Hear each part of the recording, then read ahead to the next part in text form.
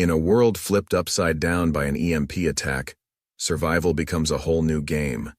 Power is out, electronics are fried, and life as we know it is thrown into chaos. But what if the key to making it through isn't just about what you do, but about what you shouldn't do?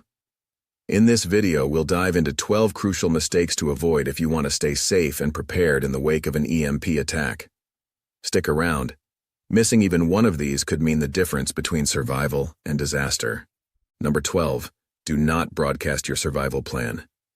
Broadcasting your survival strategy in a post-EMP world is practically an invitation to trouble. Imagine every stranger, passerby, and even once friendly neighbor suddenly seeing you as a lifeline. Trust becomes a luxury you can't afford, because in times of crisis, desperation changes people. Sharing details about your resources or plans, even casually, can spread faster than wildfire. Loose lips in this new reality are practically a death sentence. Information leaks could mean your carefully stored supplies and escape routes are known to all, turning your sanctuary into a prime target for raids or worse. This isn't just paranoia. In survival scenarios, history has repeatedly shown that vulnerability comes as much from the mouth as the environment. Consider post-Katrina New Orleans, where misinformation spread like fuel on fire, creating chaos and violence in its wake. Keep your plan close, share only with the most trusted people, and be ready to adapt on the fly if word somehow leaks out. Don't just protect your supplies, protect the knowledge of your existence and strategy. Make secrecy your strongest asset in a world where information could spell either life or death. Let others think you're just as lost as they are. Sometimes, invisibility is your best armor. Number 11. Don't rely on just one food source. A single food supply source post-EMP? A recipe for starvation. This is no exaggeration. Those who depend on one type of food, whether stored grains, canned goods, or hunted game, are setting themselves up for disaster. An EMP will disrupt food production and distribution systems, transforming what used to be a quick trip to the store into a battle for survival. You've seen it before in hurricane zones where shelves go bare in hours, but now there's no restock, no supply trucks coming. Think about those who survived the siege of Sarajevo. They made it because they were adaptable, consuming whatever they could scavenge, barter, or grow. You need diversity in food sources to survive. Stock up, yes, but don't stop there. Learn to hunt, trap, fish, and grow basic crops, even in small spaces. Rotate your stores and seek out hearty, multi-purpose foods, grains, legumes, dried meats. Have seeds for sprouting and plant wild edibles if you can. Every point of food security you create now might mean one less day of hunger. Relying on only one food source means you're vulnerable to crop failures, spoilage, and theft. Establish multiple avenues for food so that when one source dries up, you've got another ready. You can't afford to gamble on just one strategy. Hunger in this new world is relentless, unforgiving, and will push you to the brink. Prepare a varied, resilient food strategy, because relying on a single source could mean a fatal weakness. Number 10.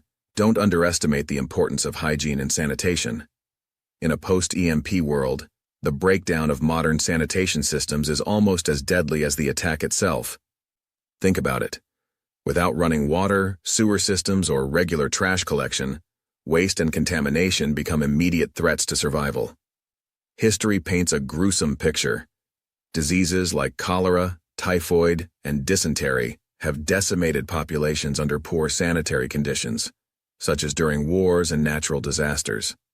Take the Civil War, where more soldiers died from diseases caused by unsanitary conditions than from bullets. Now apply that to a world after an EMP. If you ignore sanitation, you're welcoming a cascade of illnesses that can bring down even the strongest survivor. You need to have a plan for handling waste safely. A simple latrine setup, designated waste zones far from any water sources, and materials like bleach or lime to manage and decompose waste. Stockpile soap, hand sanitizer, and water purification tablets. These luxuries will become essentials for survival, protecting you from invisible but deadly pathogens. A single infection can spread rapidly in a group setting, wiping out the healthiest among you if left unchecked. This isn't about luxury, it's about survival. Keep surfaces clean, sanitize tools and cooking areas, and don't reuse contaminated water for anything related to food or hygiene. Waste management is more than just a comfort. It's a frontline defense against an outbreak that can tear through your community, leaving you too sick to protect or provide for yourself. In a world with limited access to medical help, preventive measures like proper sanitation are your best ally. Number 9, don't overlook mental resilience and psychological preparation. After an EMP attack, life as you know it vanishes. The comforts, routines, and predictability are gone. Survival isn't just about physical endurance. It's a psychological battle that can break even the strongest minds. The stress and uncertainty, coupled with isolation and lack of communication, lead to what experts call survivor burnout, a state where the mind simply gives up, paralyzing you with anxiety, despair, or hopelessness. Think about the psychological toll faced by POWs, or those stranded in isolation, like Shackleton's crew on the Endurance. Those who survived mentally had a purpose, a will to endure, even when the odds were stacked against them. You need to develop mental fortitude now, before disaster hits. Practice meditation, positive visualization, and stress management techniques. These aren't just feel-good practices, they're survival tools. Engage in challenging tasks regularly to build resilience, so your mind doesn't collapse under the strain of an EMP's aftermath. Build a routine, even in chaos, to give structure to your days. This could mean establishing night watch shifts, setting times for chores, or planning activities to stay busy. A sense of purpose and responsibility can pull you through the darkest times. Remember, it's not just physical preparedness. The mind can be the ultimate weapon or your greatest downfall. Avoid isolation if you can. Community, even if small, can bolster morale and help you stay mentally grounded. Losing your psychological edge in this new reality is the quickest way to ensure defeat, regardless of how much you've prepared physically. Mental resilience is the foundation for enduring hardship. Without it, survival becomes a fleeting notion. Number 8, do not ignore security measures and fortifications. After an EMP attack, society's protective frameworks, law enforcement, emergency responders, and the military, will be overstretched or even non-existent. The concept of safety as we know it will collapse, replaced by a brutal reality where you're on your own. This isn't paranoia. It's a hard truth backed by the experiences of societies during prolonged crises, from Hurricane Katrina to the Balkan conflicts of the 1990s. In such situations, reports of looting, robbery, and violence skyrocket, as desperation drives people to extreme measures. Without any formal protection, you must turn your home into a fortress, a safe haven that discourages intruders. Start with the basics. Reinforce doors and windows, install physical barricades, and create multiple layers of security.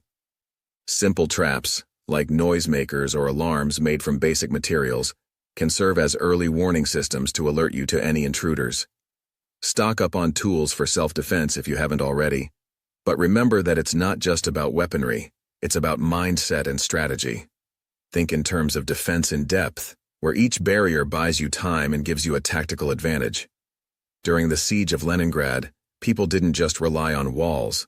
They developed a network of signals, escape routes, and communication methods within their neighborhoods to protect themselves and each other. Similarly, establish a watch system with trusted neighbors or family members to ensure constant vigilance, especially at night when vulnerabilities increase. If you're in a community, assign roles like scouts or lookouts, creating a unified defense strategy. Don't wait until the crisis is upon you. Practice drills, refine your defensive plans, and know exactly what each person's role is. The reality is harsh, but preparation is the only barrier between you and those who will see your supplies, your home, and even your life as fair game. Number 7. Don't disregard the value of knowledge and skill building. Post-EMP, survival will favor the resourceful and knowledgeable over those with mere stockpiles. You can only hoard so much, and those supplies will eventually run out, leaving you with one enduring resource: your skills. The ability to hunt, forage, grow food, purify water, or treat basic injuries is not a luxury. It's an absolute necessity in a world without modern conveniences. Look at historical survivors. Like early pioneers or indigenous tribes, they thrived without technology because they possessed deep-rooted knowledge of the land and survival skills that sustained them. This isn't about picking up a few survival tips. It's about comprehensive training in multiple areas. Study plant identification, as knowing edible and medicinal plants can be a game-changer when resources are scarce. Learn basic construction and carpentry skills to repair or reinforce shelter. Medical skills, even basic ones like stitching wounds or identifying infections, could make the difference between life and death. Develop a proficiency in self-defense and conflict de-escalation tactics, as not all threats will come from the environment. And don't overlook trade skills like blacksmithing, leatherworking, or preserving food. These can turn you into a valuable asset within a community, increasing your chances of forming alliances. The collapse of modern society could reduce even the most educated individual to a helpless state if they lack hands-on skills for survival. Start practicing now. Experiment with primitive fire-starting techniques, go camping with minimal gear, and test your foraging knowledge. Build a library of books on survival topics, as these will serve as invaluable references when the internet and digital devices fail. Remember, knowledge weighs nothing and can't be taken from you. It's your most reliable survival tool in an unpredictable post-EMP world. Number 6, do not assume clean air will always be available. An EMP may not directly contaminate the air, but the aftermath certainly can. Imagine every power plant, chemical factory, and waste facility grinding to an abrupt halt, unmonitored, unchecked, spilling dangerous pollutants into the environment. Industrial zones that once adhered to strict regulations will now be potential ticking time bombs, with hazardous materials leaching into the air and soil. Without functioning ventilation systems, some of these facilities could emit toxic fumes, fires could erupt, and hazardous waste could spill out, creating localized but deadly air contamination. Fires set by panicked residents or looters can choke the air with smoke and ash, potentially covering vast areas and exacerbating respiratory issues. Cities, already dense with people and debris, could become virtual gas chambers with no power to drive fans or air purifiers. The fallout of an EMP is not just about immediate survival. It's about navigating a polluted, unstable world where clean air becomes another precious commodity. You need to prepare now by stockpiling air filtration masks and learning basic techniques for creating clean air environments. Equip yourself with N95, or even better, P100 masks for maximum protection against airborne particles. Consider outfitting a part of your home as an air-safe room, sealing gaps and ventilating with makeshift filters if necessary. If you live near industrial facilities, learn to identify warning signs of air contamination and prepare evacuation plans to move to safer ground. Those who think clean air is a given could find themselves gravely mistaken in a toxic environment where even the air you breathe becomes a survival challenge. Clean air, just like clean water, may become a daily struggle, and the unprepared will pay the price for their lack of foresight. Protect your lungs as diligently as you protect your food and water, because breathing, in the end, is non-negotiable. Number 5, do not underestimate the need for community alliances. In a post-EMP world, rugged individualism is a romantic ideal, but in reality, survival is exponentially more achievable when you're part of a community. History has repeatedly shown that in times of chaos, the lone wolves struggle, while those embedded in strong cooperative groups are far more resilient. Think about wartime resistance networks, which were successful not because of individual heroes, but because of organized, unified efforts. In an EMP scenario, resources are scarce, threats are constant, and skills are spread out across various individuals. You may be proficient in one area, such as farming, but lack the medical expertise, mechanical skills, or defensive strategies necessary to fully secure your survival. Communities provide mutual support, shared resources, and division of labor, which maximizes efficiency and security. Don't wait until disaster strikes to build these alliances. Start now. Identify like-minded people with diverse skill sets and form a trusted circle of potential allies. Create contingency plans together, establish meeting points, and discuss roles and responsibilities. Group survival means that while one person guards the perimeter, others can work on procuring food or purifying water. And in times of attack or conflict, a group is far more capable of defending against threats than an individual. Historically, strong communities have formed informal militias, supply-sharing cooperatives, and defense networks to protect and sustain their members. But remember, community alliances require trust and a shared moral code. People must be vetted carefully to avoid future conflicts, as desperation can bring out both the best and worst in individuals. Building alliances isn't about creating friendships, it's about forging bonds of mutual survival. In the long run, these alliances may be the single most important factor that determines who makes it and who doesn't, in a world torn apart by the collapse of civilization as we know it. Number 4. Do not neglect physical fitness and endurance.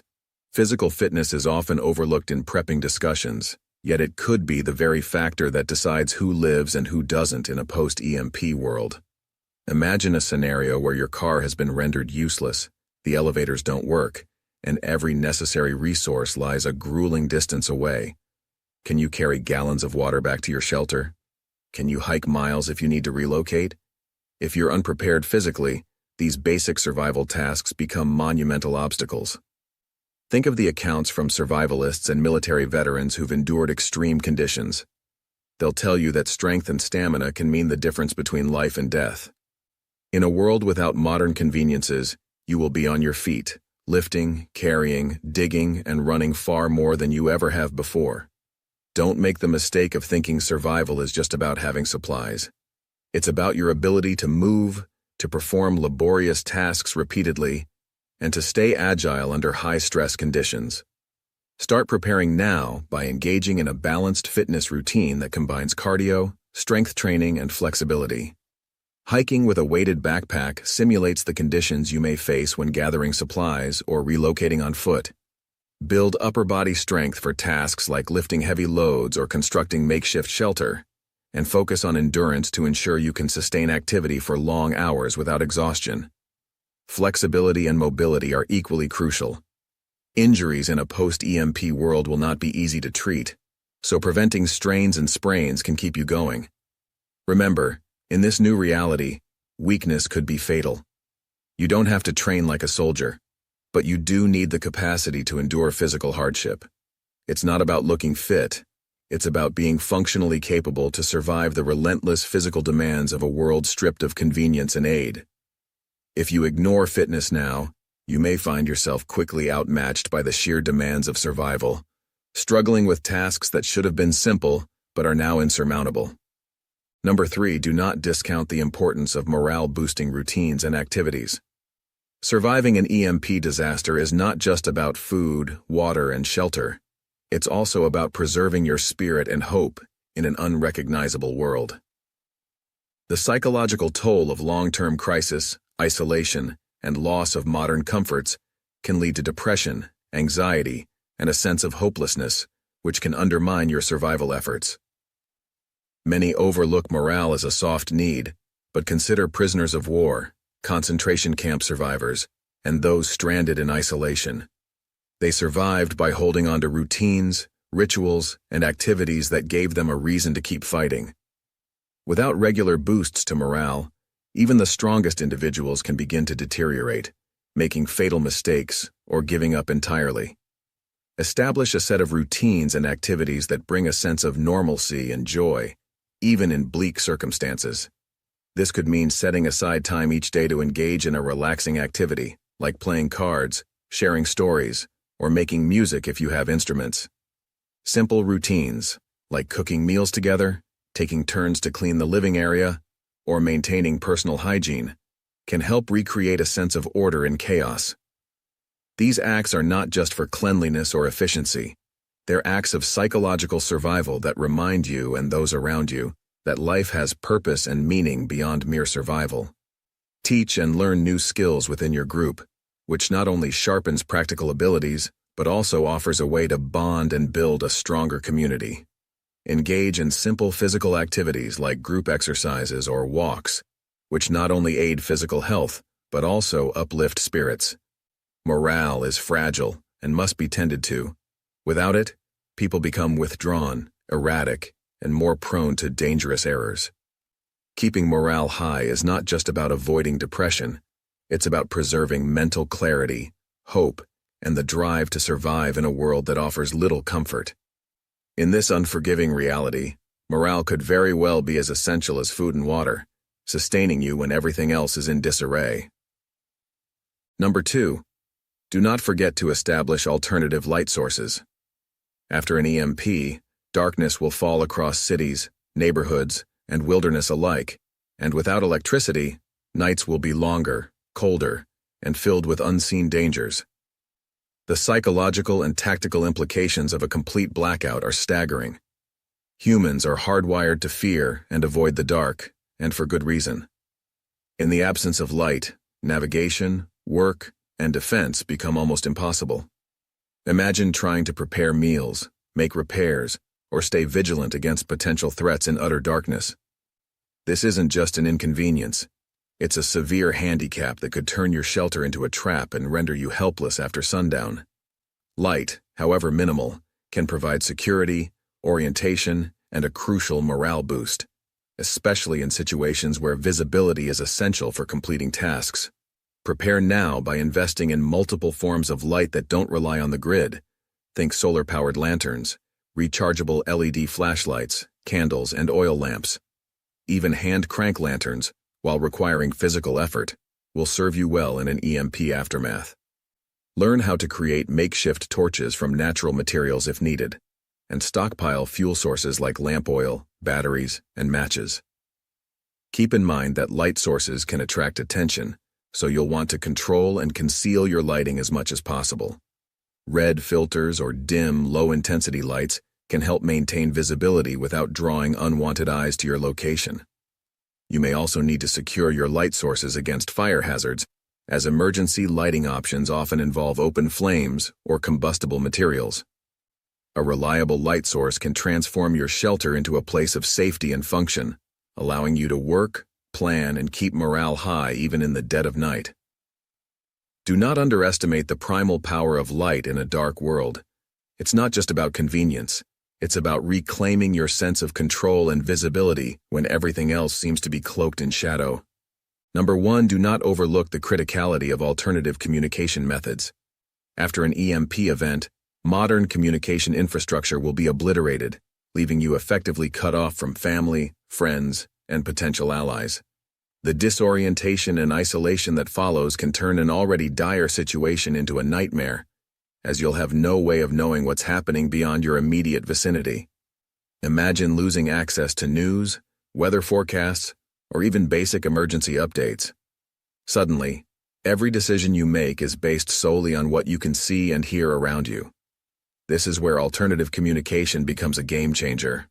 While cell towers and internet connections will likely be useless, there are tried and true methods that have been used for centuries to maintain communication under challenging conditions. Shortwave radios, ham radios, and CB radios are among the most effective tools you can have, as they can function independently of the centralized infrastructure an EMP would destroy. Start by obtaining a basic ham radio set and learning how to use it. Amateur radio operators often rely on lower-tech equipment that may be more resistant to EMP effects. You can connect with other operators, coordinate with groups over distances, and even tune into emergency broadcasts if they're operational.